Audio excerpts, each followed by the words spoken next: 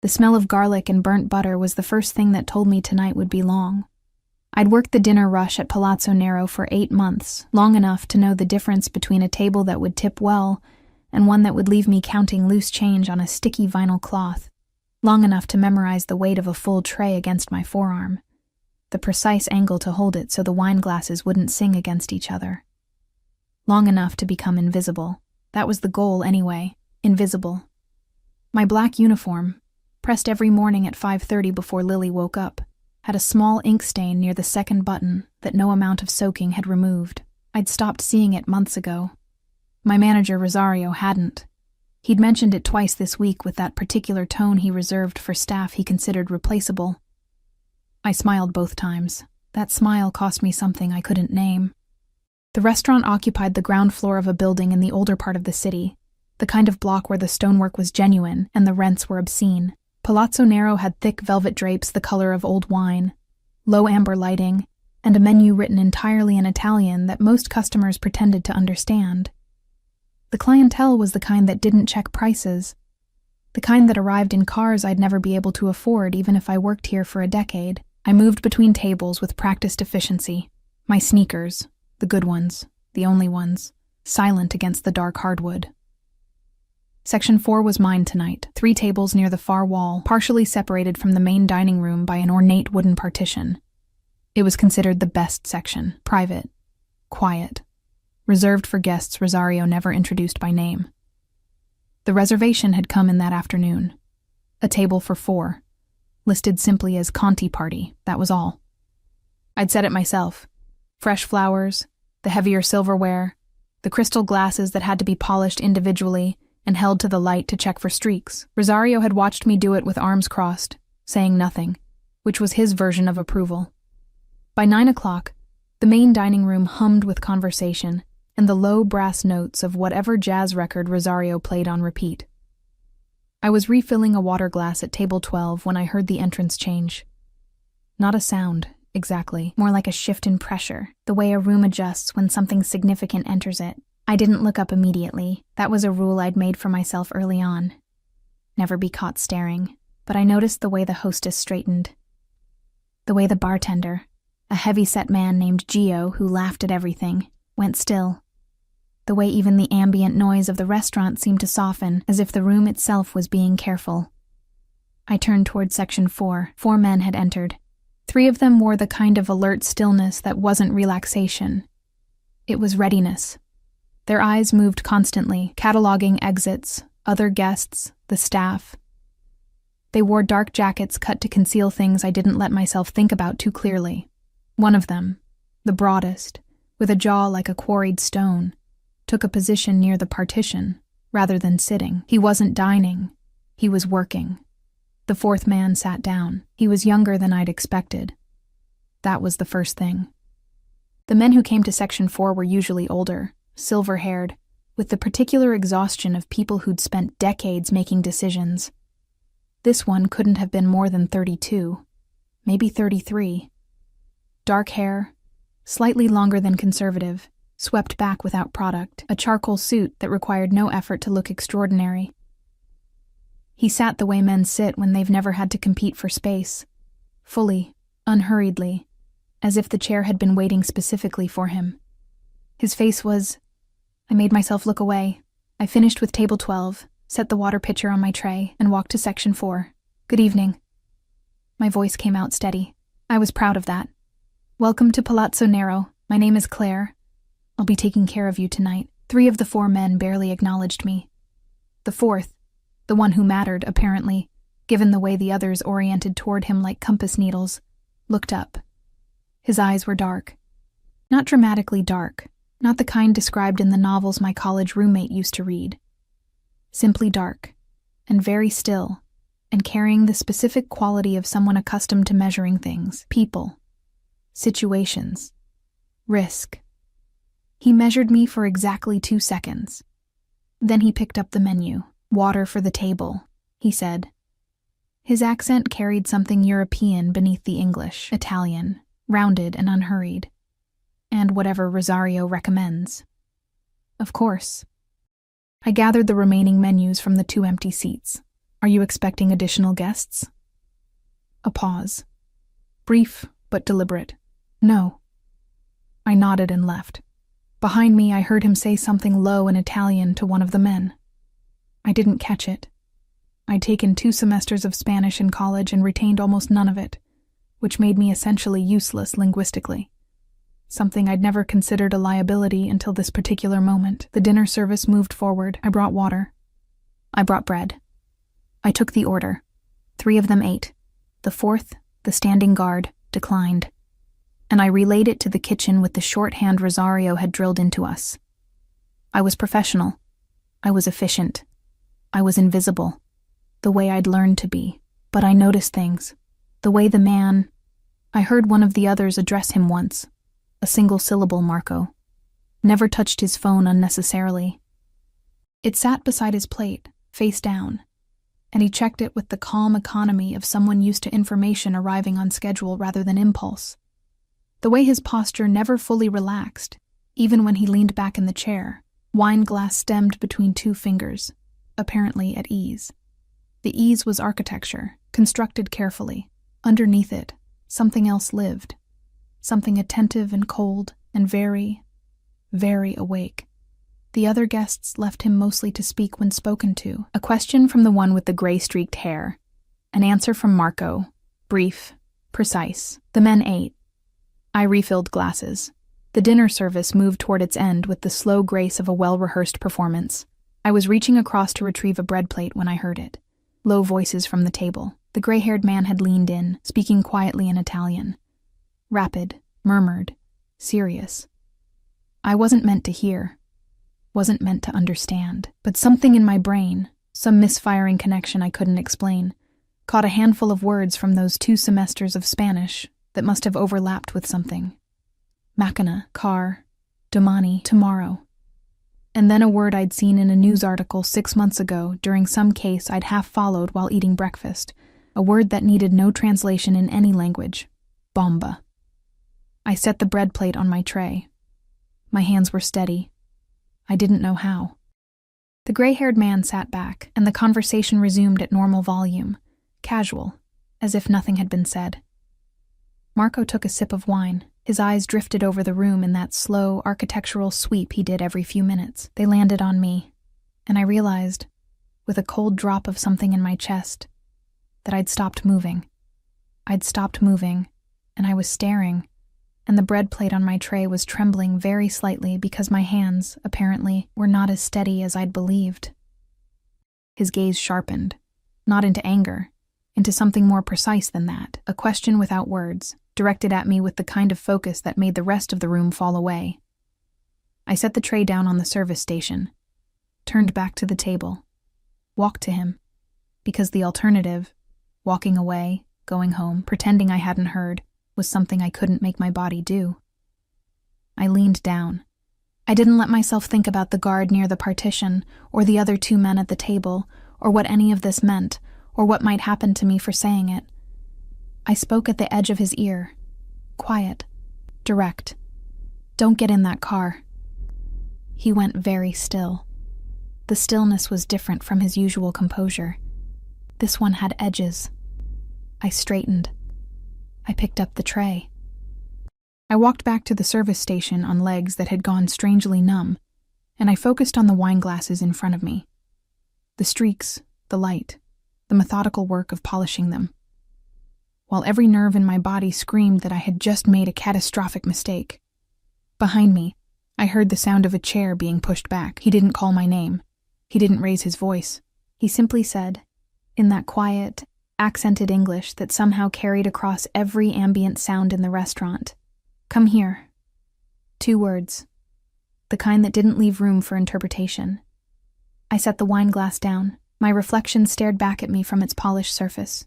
Pale, dark-eyed, hair escaping from the knot at the back of my neck in the way it always did by the end of a shift. I looked exactly like what I was.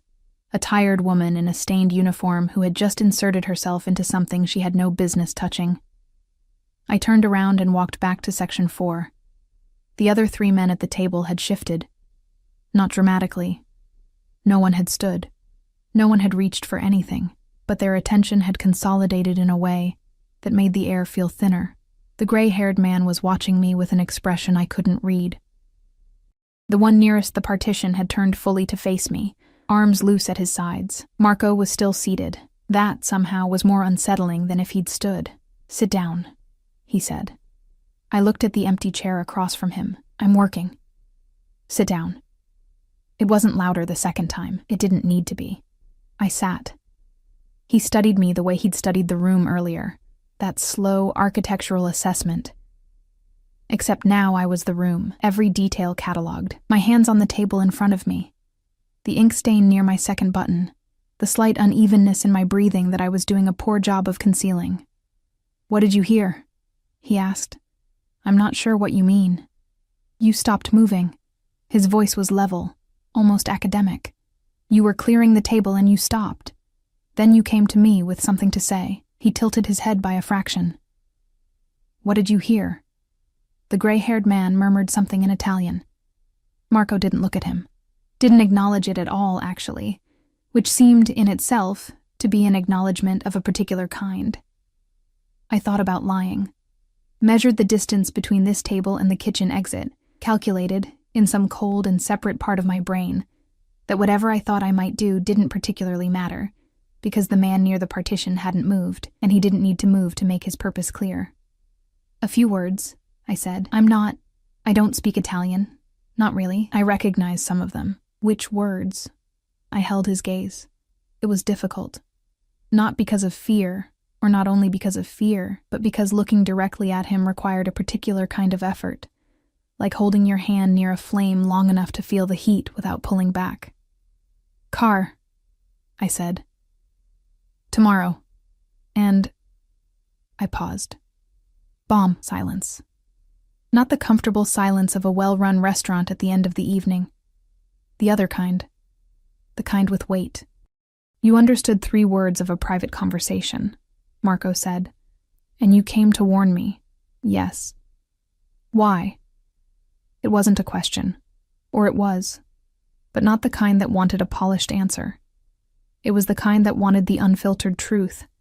And something in his expression told me he'd know the difference. "Because I have a daughter," I said. "She's 4. And every decision I make, I think about what I'd want someone to do if our positions were reversed." I let a breath out slowly, that's all. "That's the whole reason." Something moved through his expression. Quickly, almost imperceptibly, like a current running under still water. Then it was gone. He looked at the gray-haired man, a glance. 3 seconds, carrying what appeared to be an entire conversation. The man sat back slightly, not chastened, recalibrated. Marco reached into his jacket. Slowly, I noticed, as if aware that sudden movements near a frightened person were counterproductive, and placed a phone on the table. He typed something and turned it toward me. A photo, a car. Black, sleek, the kind that existed to be invisible while announcing importance. "This car?" he asked. I only heard the word. I don't know which car." He retrieved the phone, looked at it for a moment, then he put it away. "Your name," he said. "Claire." "Claire." He repeated it without inflection, testing the weight of it. "How long have you worked here?" 8 months. "Do you live close?" The question landed differently than the others. More careful. I felt the shape of it before I understood it. "Why does that matter?" He didn't answer immediately. Instead, he reached for his wine glass, took a single slow sip, and set it back with a precision that seemed to be more about time than thirst. "It matters," he said, "because you've heard something that other people would very much prefer you hadn't." His tone didn't change. That was the most frightening part, the complete absence of threat in his voice, as though what he was saying was simply weather, a fact of geography. "It would be inconvenient for you to be alone tonight." The heat in the restaurant suddenly felt inadequate. "I'm fine," I said. My voice was steady. I was becoming genuinely impressed by how consistently my voice refused to reflect what the rest of me was feeling. "I'm not asking." He said it gently. That was the wrong word. "Precisely" was better. "Precisely," and with finality. "Enzo will take you home. He'll confirm your address is safe and remain nearby until morning." The broad man near the partition, Enzo, apparently, moved to the edge of my peripheral vision without being summoned. "I can't just leave," I said. "My shift doesn't end for another hour." "I'll speak with Rosario." "You know Rosario?" Something shifted in his expression. Not quite amusement, the architecture of amusement, the scaffolding before the feeling. "Everyone on this street knows Rosario," he said. "He's been here longer than the building." I looked down at my hands on the table, thought about Lily at home with Mrs. Hendricks from the second floor, the woman who babysat for reduced rent and always left the television on too loud.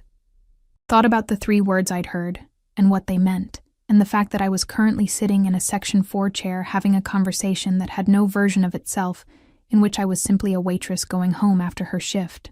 "Okay," I said, because what else was there? Marco nodded once.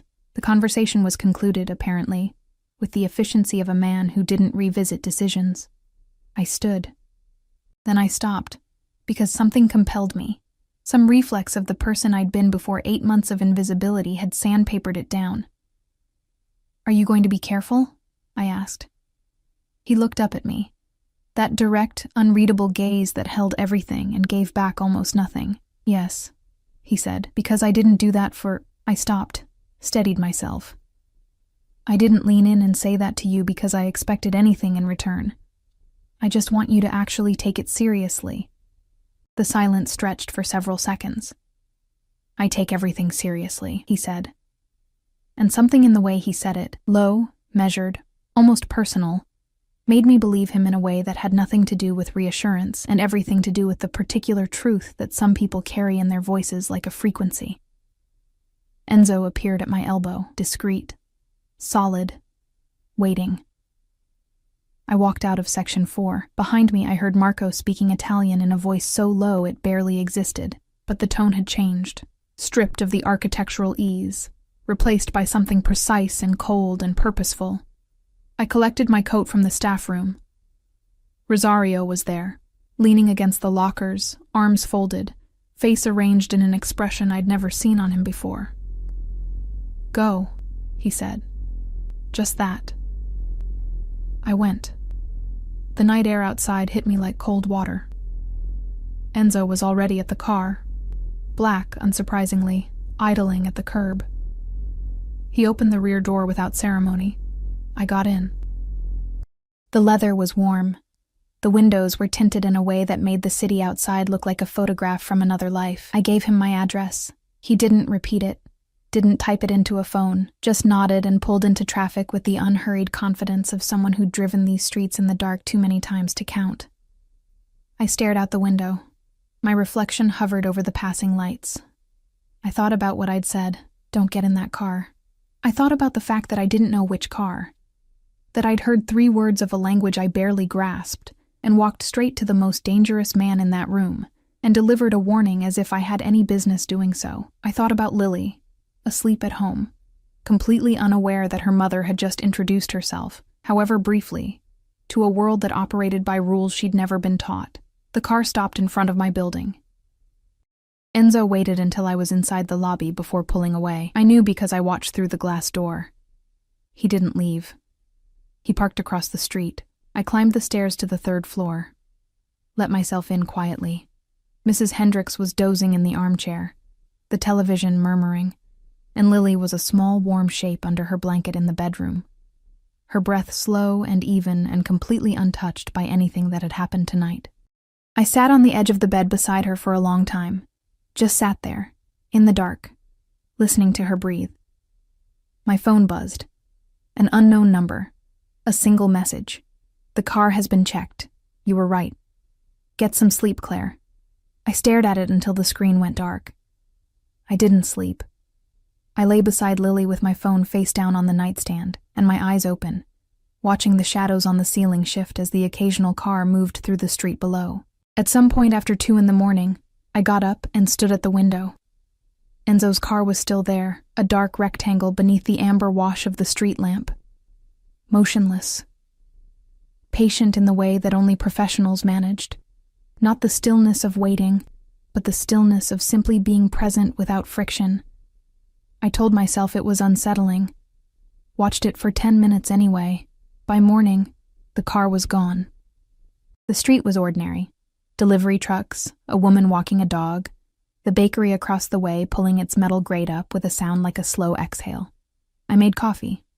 I got Lily dressed and fed and walked her the 4 blocks to her preschool with her small hand in mine, and the particular silence of someone carrying something they hadn't found language for yet.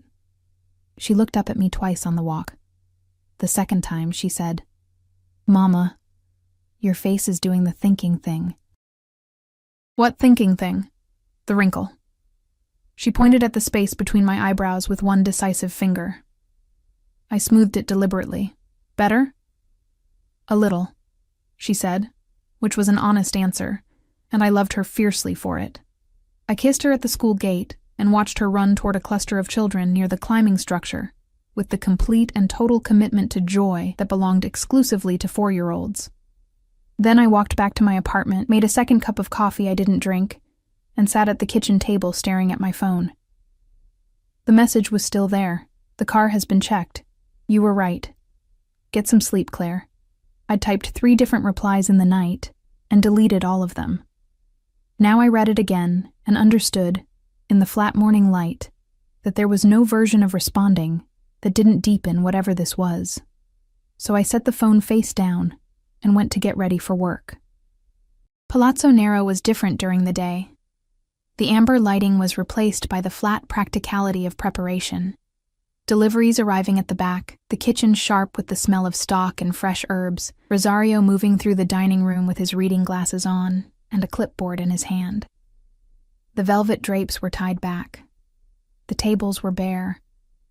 Without its evening costume, the restaurant looked like what it actually was, a place of serious, unglamorous labor. Rosario saw me come in and said nothing. That itself was notable. He always had something to say about punctuality, about the ink stain, about some minor deviation from his meticulous standards. Today he looked at me, looked back at his clipboard, and turned toward the kitchen. "Rosario," I said. He stopped. "Last night." "Not here," he said, without turning around. His voice was different, quieter, like a man choosing words with awareness of the walls around him. "Do your prep. Work your section. Go home when your shift ends. I just need to know if... Claire." He turned then, and his face carried an expression I'd never seen from him in 8 months. Not unkindness. Something older than that. Something tired and careful. Some things you know when you keep walking. "You understand me?" I understood him. I changed into my uniform. I began my prep. By the time the dinner service started, I'd almost managed to arrange my thoughts into something functional. Almost. I was pouring water at table 9 when the entrance shifted again. That same atmospheric pressure change I'd felt the night before, the room adjusting itself around a new presence. I didn't look up. I finished pouring, moved to table 10, maintained the practiced efficiency of someone who had not spent the previous night staring at a car parked outside her window. "Section 4 is yours again tonight, Rosario," at my shoulder low. I looked at him. "Go," he said. I walked to section 4. Marco was already seated, alone this time. No gray-haired man, no second dinner companion, only Enzo near the partition, and a second guard I hadn't seen before. Younger, with close-cropped hair and the same alert stillness they all carried like a second skin. He looked up when I approached, no menu in his hands this time. "Claire," he said. "Mr. Conti." I reached for the menus. "Sit down." "I'm working, yes." The faintest shift at the corner of his mouth. "Sit down anyway." I sat. There was no architecture of resistance available to me that I hadn't already dismantled the previous evening. He studied me for a moment. "You look tired." "I'm fine." I said you look tired. I didn't ask if you were fine. He said it without sharpness, but with the particular directness of someone who considered social softening to be a form of imprecision. "Did you sleep?" "Some." "The message worried you." It wasn't a question. I answered it anyway. "You confirmed that someone put a bomb in your car. That doesn't exactly produce restful sleep." He was quiet for a moment. Something moved through his expression. Not the architectural ease from before. Not the cold precision of the man who'd spoken Italian in the dark. Something less managed than either. "The car was swept before I left," he said. It was handled. Handled, I repeated. Yes. I looked at the table. At the fresh flowers I'd arranged myself. White roses tonight because the florist had been out of the usual stock. And the person who arranged it? A pause that answered the question more completely than words would have. Also handled, he said. I nodded. I didn't ask what that meant. There were shapes in this world I was smart enough not to force into full definition. You have a daughter, he said. I looked up sharply. You told me last night, he said, reading my expression. 4 years old. Yes. Her father? The question landed with the bluntness of someone who'd decided that efficiency mattered more than delicacy. I felt a familiar compression in my chest, the one that appeared reliably whenever that particular territory was approached. Not in the picture, I said. Marco's eyes held mine. By his choice or yours? His. The word came out flat, finished. The whole story compressed into a single syllable. Something shifted in his jaw, slight, controlled, but there. A tightening that suggested the answer had produced a reaction he'd chosen not to voice. I want to move you, he said. I stared at him. Your building.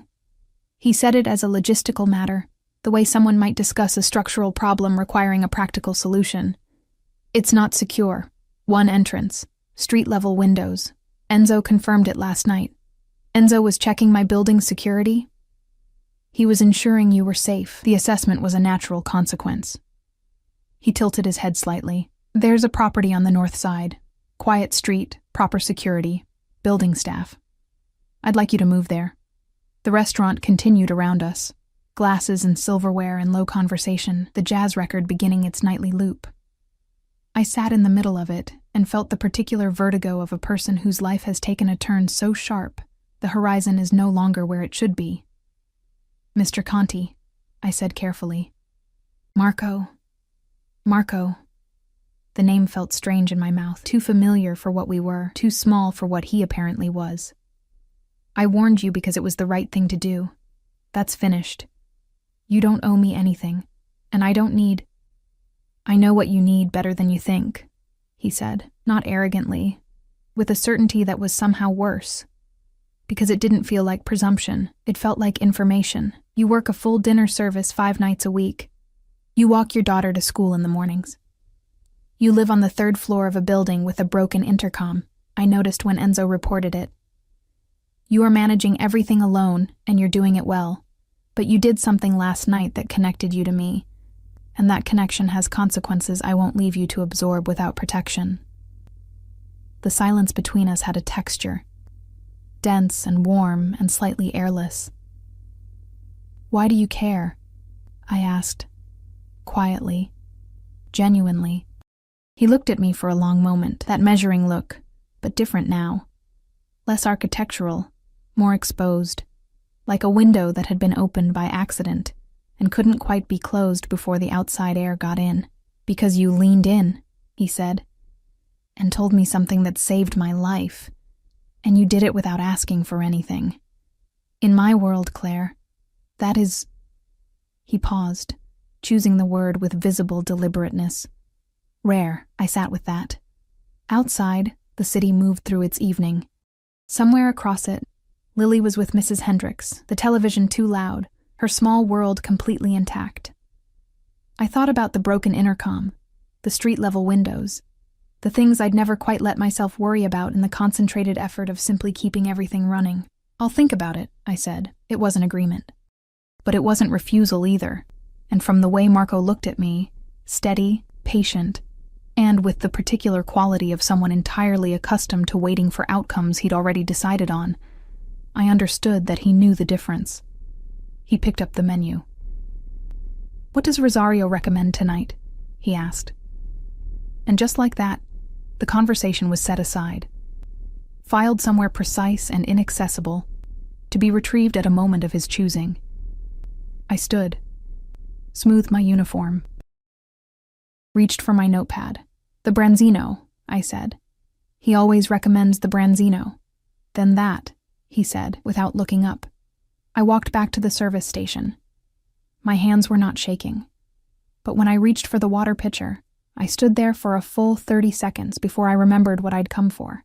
I moved 3 weeks later. I told myself it was practical. The north side building had a doorman, a secured entrance, an elevator that didn't require holding your breath between floors 2 and 3.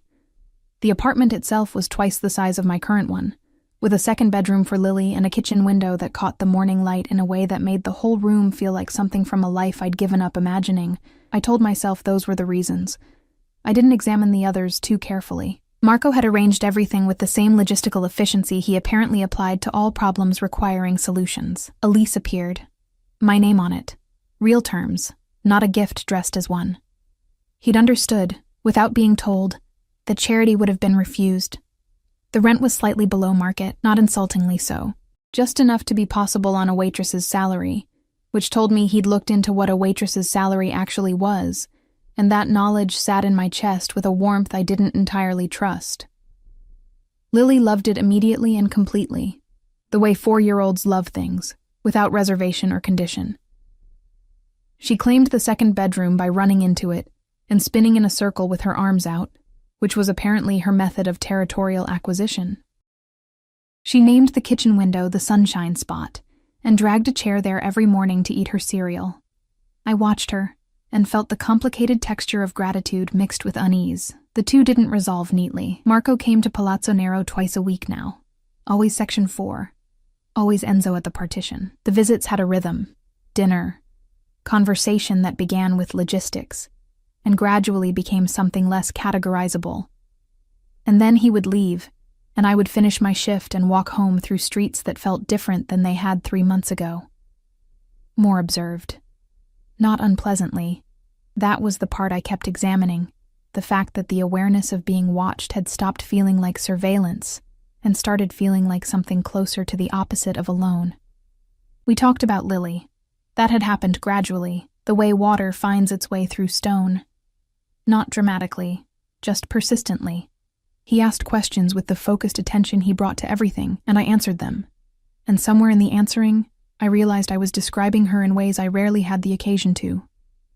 Her particular laugh, the way she reasoned through problems with the gravity of a small philosopher, the drawings she made that were technically indecipherable, but emotionally precise. Marco listened without performing listening.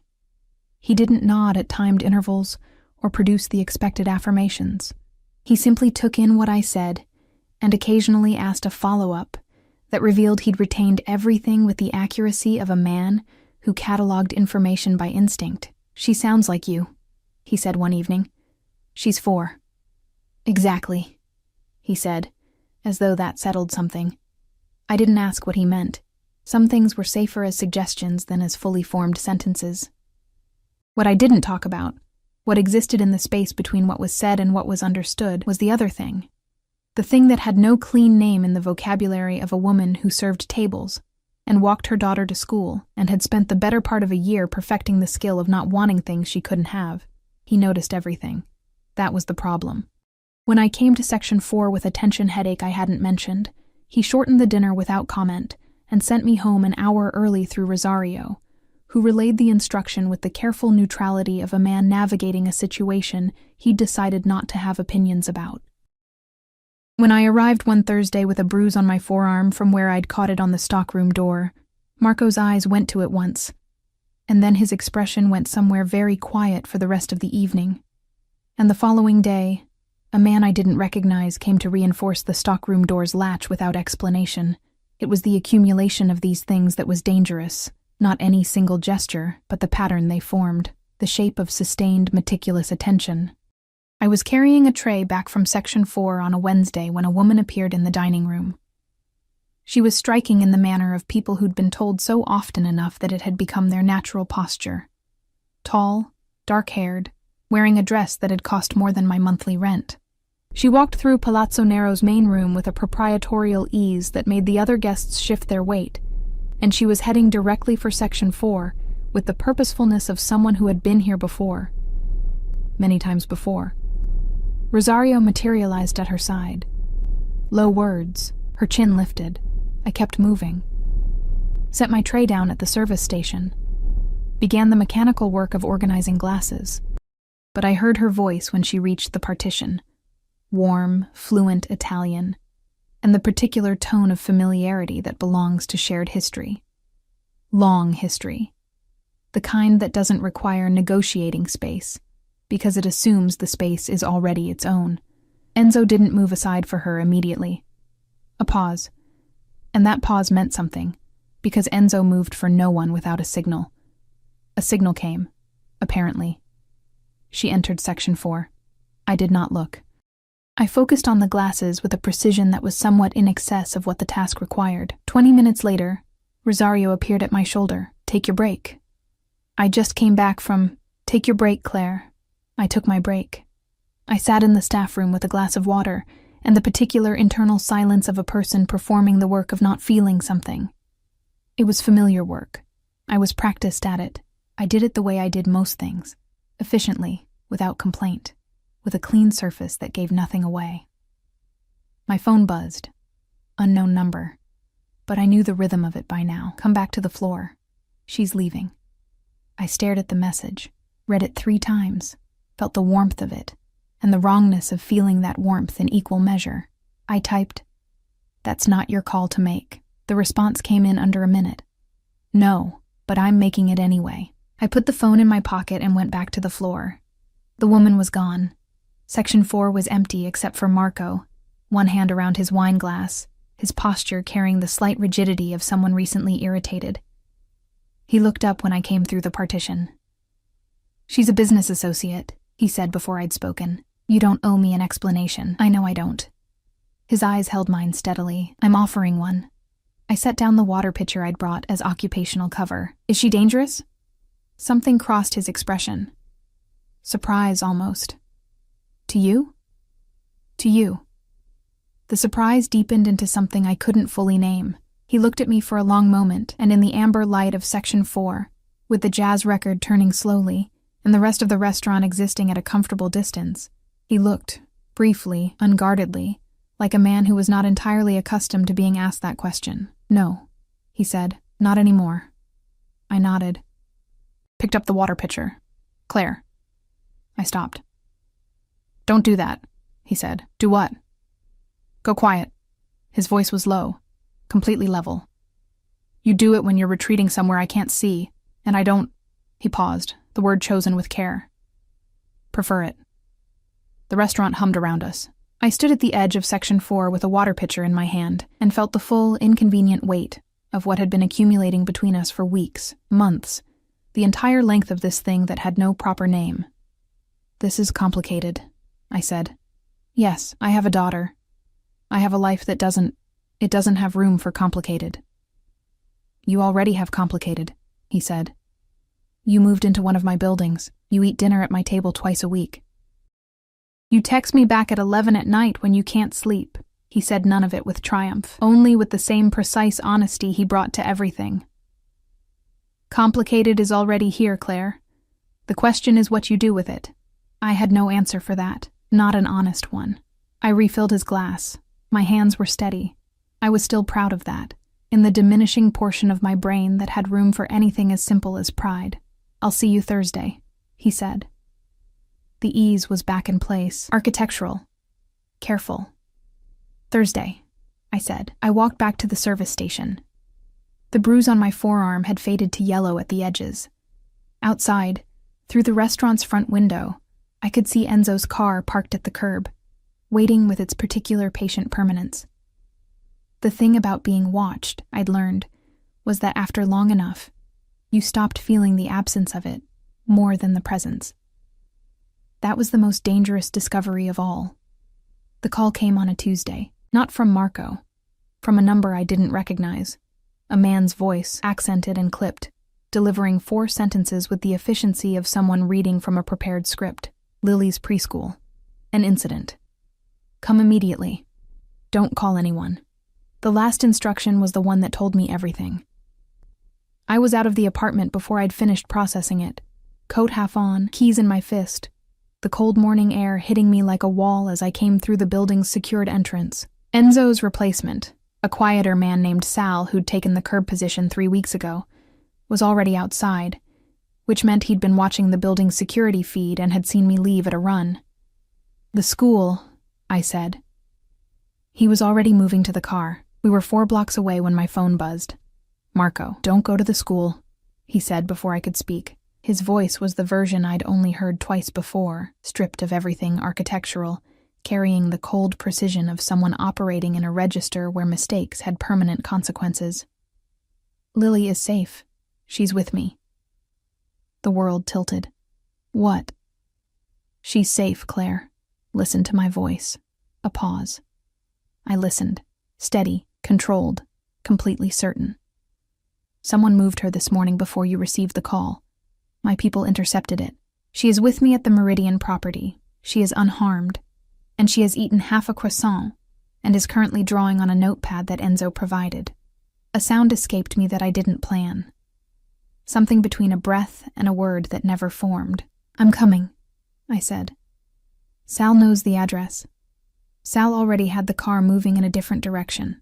I sat in the back seat with my hands pressed flat against my thighs and focused on breathing with the mechanical discipline of someone who understood that falling apart was a luxury unavailable to her right now.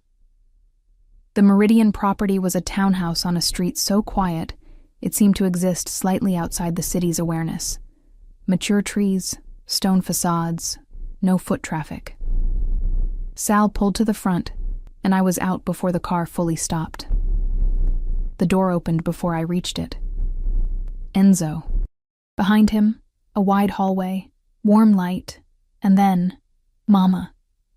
Lily came around the corner at the particular velocity she reserved for moments of high emotion. Full speed, arms already extended. I dropped to my knees on the hallway floor and caught her, and held on with both arms and my whole body and every compressed, contained thing I'd been carrying since the phone rang, and I pressed my face into her hair and breathed. She smelled like croissant and the specific warmth of a child who has been well looked after. "There was a man," she said into my shoulder, matter-of-factly, because she processed events with the directness of someone who hadn't yet learned to dress fear in socially acceptable clothing. "He tried to take my hand, but the other man said no very loudly. And then I came here and Marco gave me juice." I pulled back and looked at her face. Untroubled, curious, completely intact. "Are you okay?" My voice came out rough. "Yes." She tilted her head with an expression borrowed directly from me, the assessing one, the one that sorted information before responding. "Are you okay, Mama? Your face is doing the wrinkle." I smoothed it, kissed her forehead. Stood. Marco was at the end of the hallway. He looked different. The suit was the same, the composure largely assembled, but there was something underneath it that hadn't been there in Section 4. Something raw. His eyes went over me the way they'd gone over every room I'd ever watched him enter, checking, cataloging, but this time what they were checking for was different. Personal in a way that had nothing to do with exits and everything to do with me specifically. My face, my steadiness, whether I was intact. "Come," he said. Lily took my hand and led me forward, as though she were the guide and I were the one who needed orienting. We sat in a room at the back of the townhouse, high ceilings, bookshelves, morning light through tall windows. Lily installed herself on a leather ottoman with a notepad and a collection of pens someone had organized for her, with the kind of thoroughness that suggested Marco had given specific instructions. She drew with total absorption, her small tongue at the corner of her mouth. Marco told me what had happened with the compressed clarity he brought to information delivery. The call had been a distraction, someone connected to the gray-haired man from the first dinner, a loose thread he'd believed was handled. One that had unraveled in a direction he hadn't fully anticipated. They'd intended to use Lily as leverage. His people had been monitoring the school as a precaution for weeks, a precaution he hadn't mentioned because he'd judged it unnecessary information at the time. "You didn't tell me," I said. "No, you had people watching my daughter's school and you didn't think I needed to know that." He held my gaze. I made a judgment call. It was wrong. The admission came without decoration. No softening, no justification, just the clean acknowledgement of error from a man who I understood did not make many of them, and found this one specifically unacceptable. "I should have told you. I'm telling you now." The anger was there, real and justified, and I let it exist without apology. "Is it over?" I asked. "Yes, absolute." The word carried the weight of something already concluded. The person responsible. Handled. I looked at Lily on the ottoman. She had drawn apparently a house, tall, with many windows, and 4 figures in front of it of varying heights. She held it up toward the light to examine it critically. "This is us," she announced, to the room in general. "This is me, this is Mama, this is the big man," she pointed at the largest figure. "And this is the other big man," she considered it. "I didn't know what color your eyes are," she told Marco, with the apologetic practicality of an artist explaining a technical limitation. Marco looked at the drawing. Something happened in his face that I had no framework for, a dissolving of the last layer of architectural ease, replaced by something unguarded and completely genuine, the expression of a man unexpectedly moved by a small person with a pen. "Dark," he said, "like the color of good coffee." Lily nodded gravely, and added this information to the figure with a brown pen. I watched him watch her. The morning light came through the tall windows and lay across the bookshelves and the leather ottoman and my daughter's bent head, and the face of a man who moved through the world in armored cars and spoke in rooms swept for listening devices, and had built around himself an entire architecture of controlled distance. Watching her draw his eyes in brown and being, for this one undefended moment, simply present. Something in me resolved, not dramatically, not in the way of conclusions reached through argument. Quietly, the way water settles.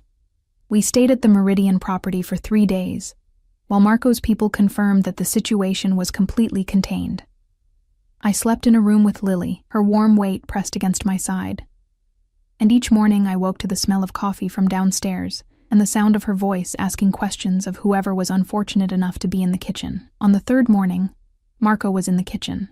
Lily was explaining to him, at considerable length and with many supporting gestures, her theory about why clouds were actually very slow animals. He was listening with his full attention, elbows on the counter, coffee cup in hand, responding to each point with the seriousness it apparently deserved. I stood in the doorway and let it exist for a moment before either of them saw me. Then Lily spotted me and the moment opened up to include me, and Marco looked over his shoulder, and his expression did the thing it had been doing more and more frequently, losing its architecture, becoming simply his face, the one underneath the one he showed the world. "She believes clouds migrate," he said. "Seasonally," Lily clarified. "She makes a compelling case," he said. I poured coffee and sat at the counter across from them, and the morning light came through the kitchen window and lay across the 3 of us, warm and entirely ordinary, and I thought about a different kitchen window that Lily called the sunshine spot, and about how the geography of ordinary life was less fixed than I'd believed. That afternoon, after Lily had exhausted herself on the townhouse's small garden and fallen asleep on the leather ottoman with the notepad under her cheek, Marco and I sat in the book-lined room, and he told me the rest of it. Not the operational details. Those remained in their compressed, handled form. But the other things. The things he'd carried since he was 19, and inherited a world he hadn't chosen, but had refused to abandon because the people inside it were his. And loyalty was the one currency he'd never devalued. A younger brother. A mother he'd moved to a house in the northern countryside where the air was clean. The particular loneliness of a life lived behind glass, watching ordinary things from a protected distance. I told him about Lily's father, the complete version, not the single compressed syllable. A man who'd wanted the idea of a family and discovered the reality of one required more than he'd brought to the transaction. Who'd left when Lily was 6 weeks old with a text message and no forwarding address. The long work of rebuilding from a deficit, the specific pride of having done it, the exhaustion I'd stopped acknowledging because acknowledging it meant feeling it. We talked until the room went dark, and the city outside the tall windows became a pattern of lit windows and moving lights. "I want to ask you something," Marco said. "And I want you to answer honestly, not protectively. Those are sometimes the same thing." "Not this time." He looked at me across the low table between us, the direct gaze that gave back almost nothing, and somehow everything simultaneously. "Do you want this? Not the building, not the protection. This."